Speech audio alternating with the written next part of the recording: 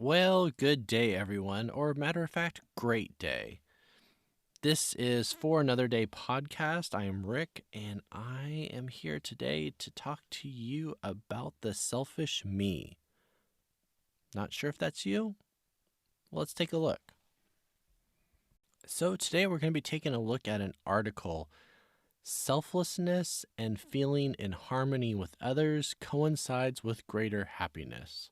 So, let's kind of take a step back first, though. Let's really look at what our priorities are today. Oftentimes in the counseling office, I get asked, Rick, is this selfish of me to want this? Is this selfish of me to need this? Can my spouse change? Should I want my spouse to change? Is that selfish if I ask them to change? And so as we look at this concept of me, it really becomes a generation and a culture of of individualism. And this has started even before postmodernism came into effect. We really started looking at how does the I affect, the me affect. And sometimes when it gets clouded, we don't look at how it affects others around us. We don't live in a vacuum or a bubble. By the contrary, we interact with people.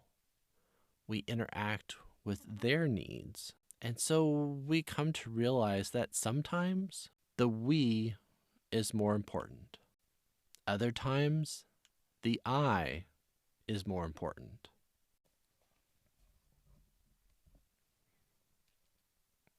Oftentimes, when you get on board an airplane, they have a pre-flight and they talk about fasten your safety belts before taking off. And this is how you do it. But they also say, should there be a change in cabin pressure, 4 oxygen masks will drop down from the ceiling. Put your mask on first before helping those around you. But in today's culture, we don't look at that. We go, go, go. Our typical schedules are so very busy. We're worrying about what others need, our children, our classes. What is it that is going to take our priority, our job and career? And until you're able to actually slow down and realize that there are some basic needs that you need to take care of yourself first before being able to help and please other people, you're not going to be able to provide quality assistance. You're not going to be able to do those things without it wearing on yourself. So I ask you, how do you unplug? What does it take to recharge you? Oftentimes in the counseling room, we talk about these things and we talk about what it takes to build back. And by building back, sometimes those things that can help us, exercise, eating right, taking time for oneself, don't look like viable opportunities or chances. Those moments are more of the high protein steak diet that we aren't willing to sit down and eat. Instead, we'd grab a candy bar and just go on the run. But what really fuels you up? What gives you the most calories and bangs for your buck? Is it exercise?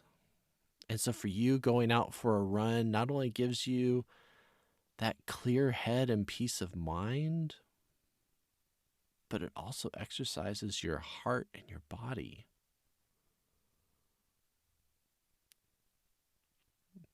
Maybe for others, it's just going and listening to your favorite playlist for a little bit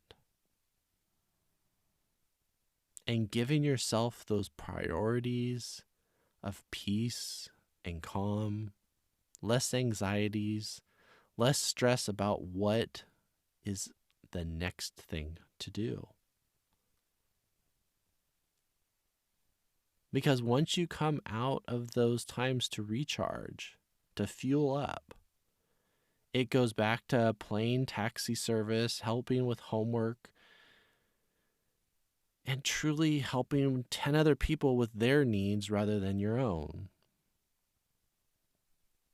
But maybe, just maybe, you can learn to say no. You can learn to limit your interactions so that your battery is not running at 7%.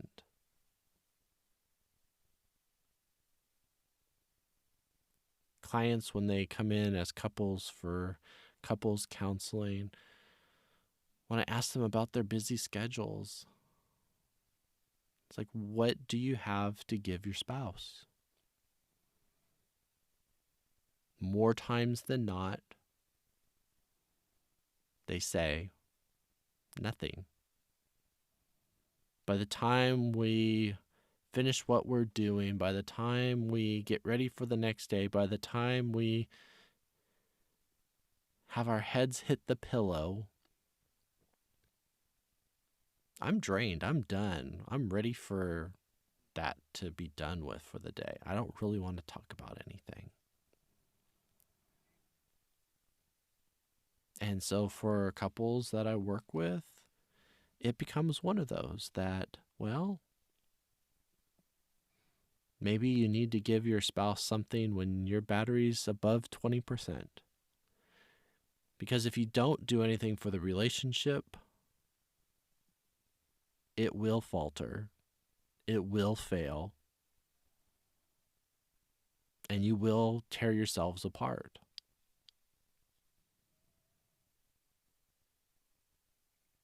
And so when I labeled this as selfish me, I want you to realize, especially if you're in a relationship with another person, there are certain aspects that you need self-care with. There are certain aspects that your partner needs with self-care. And there are certain aspects that you two as a couple need with we care, not just self-care. And so if you aren't able to figure those out, I encourage you, seek counseling, seek help, seek another set of eyes and ears to listen and to come up with ideas that can truly help you, nurture you, encourage you, strengthen you with your relationship. So let's take a look at what this article has to say.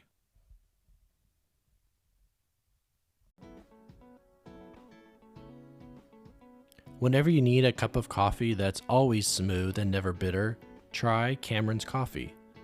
It's the closest I've personally found to the perfect roast. There are so many flavors to choose, but I always seem to reach for the breakfast blend. And for those busy weekday mornings, try the EcoPods. Click the link below to order yours today.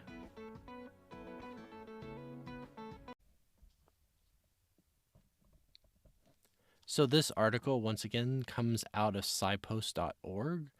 It was listed on October 25th, 2021. And the title reads Selflessness and Feeling in Harmony with Others Coincides with Greater Happiness. So, this study was published in the Journal of Individual Differences, and it suggests that there's more to happiness than feeling satisfied with one's own life. The study found that experiencing the self as interdependent, dependent upon each other, coincided with increased happiness through feeling greater harmony with others.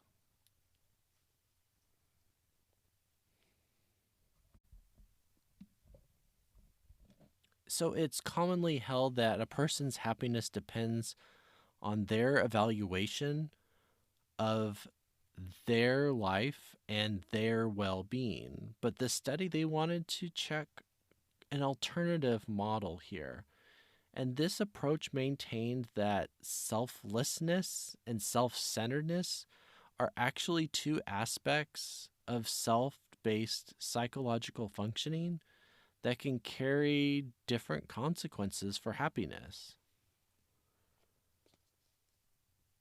So they said here in an interview, as Westerners, we tend to believe that the source of happiness is limited to an accumulation of pleasure and resources and satisfaction of needs or achievements that we reach in our life. However, the pursuit of pleasures and achievements could diminish the quality and stability of our happiness in many ways, especially when the person is strongly egocentric.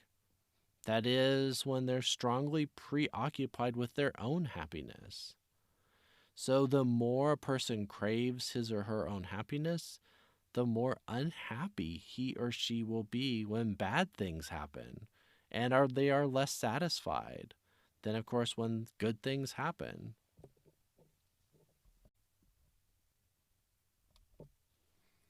So, self centeredness, it involves the feeling of being independent and autonomous. This mindset involves seeking pleasure by maximizing the positive outcomes for oneself. And so, our happiness is dependent on external things, on external stimuli. On the other hand, selflessness and the feeling of being interdependent promotes lasting happiness, since one's happiness is no longer dictated by external events. It's been proposed that selflessness gives rise to feeling of harmony, inner peace, and what they call authentic, durable happiness.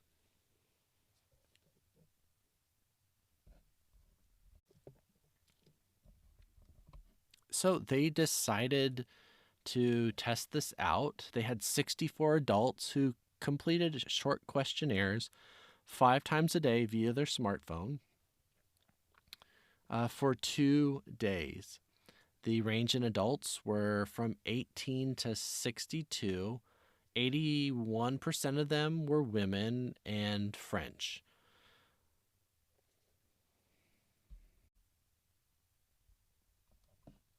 So, from this study, they found that the participants indicated the extent for which they felt inner peace and contentment, which is that authentic happiness. They were also asked to assess their feelings on oneness, on how they perceived body boundaries, and even their connectedness with others. So, from this study, they said first they found that all three variables, authentic happiness, feeling harmony, and selflessness, were positively related. So, they were connected. Next, it was revealed that higher selflessness predicted greater happiness. That is, the more the respondent reported feeling selfless, the more happy they tended to report. Feeling in harmony with others also positively predicted happiness. Moreover, Harmony explained 86% of the total effects between selflessness and happiness.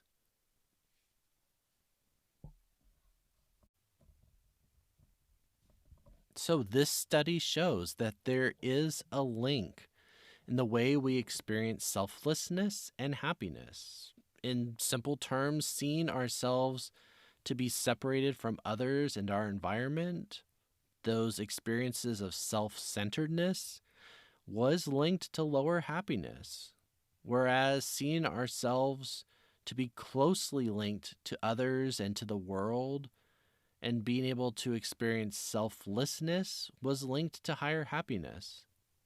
It also appeared that when individuals experienced selflessness, they felt a sense of harmony with others and with themselves.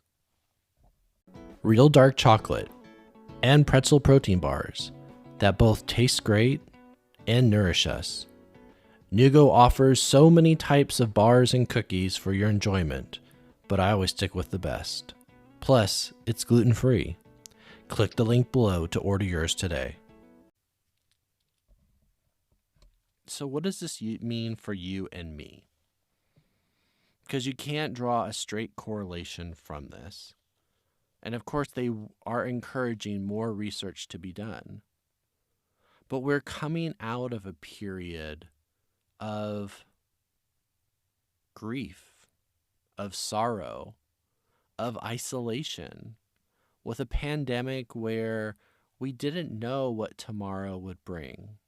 We didn't know where our happiness could come from.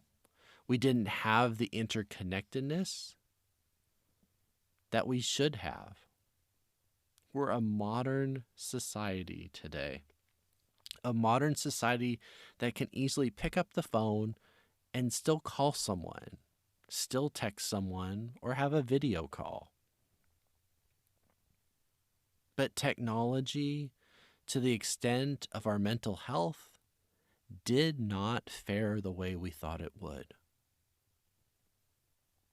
It brought us further from others. It brought us into isolation. It kept us in our bedrooms, our apartments, our houses, and didn't allow us to go out, to make those connections with others and to feel part of a greater good. A society that is changing, a society that has positives. What we've been fed through media shows the bad. Once had a boss who used to have the news on TV in the background all the time. He wouldn't shut it off, even for some meetings. But what's perpetuated again and again is not the positives that build us up, the positives that happen. Instead, it's the negatives. It's where there was just a shooting, or where there was just another car accident, or where there was just something that just happened. That's not how we need to live. We need to live by what brings us together. Those common characteristics of happiness that reigns supreme, whether we're black, white, brown, whatever. We're all humans, struggling, hopefully striving, and wanting to make a difference and a good for others and not just ourselves.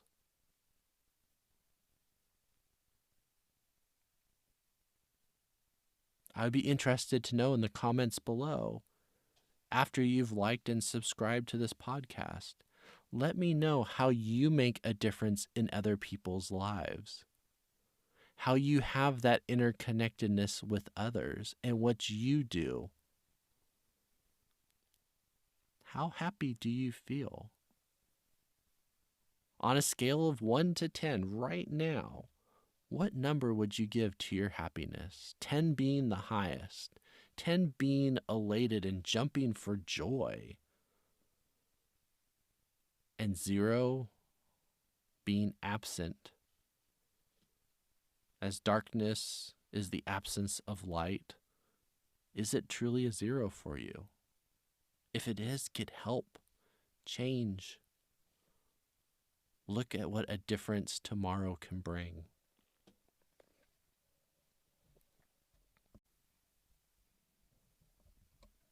This is now the end of January.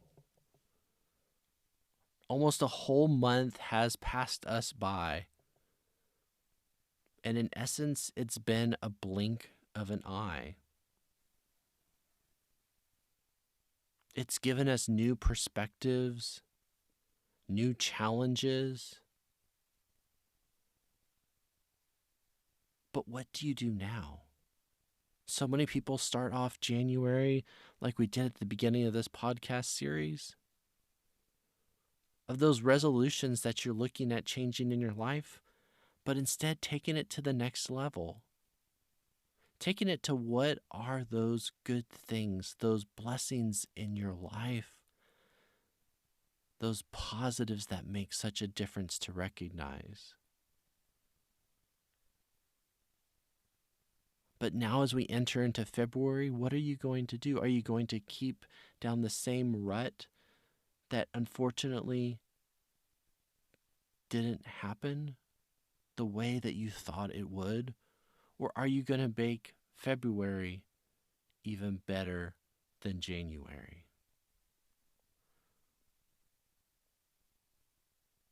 Are you going to realize that friends, true friends, can make a difference in your life? That your value of life and others' value of human life really, truly matter. That our beauty is not just skin deep,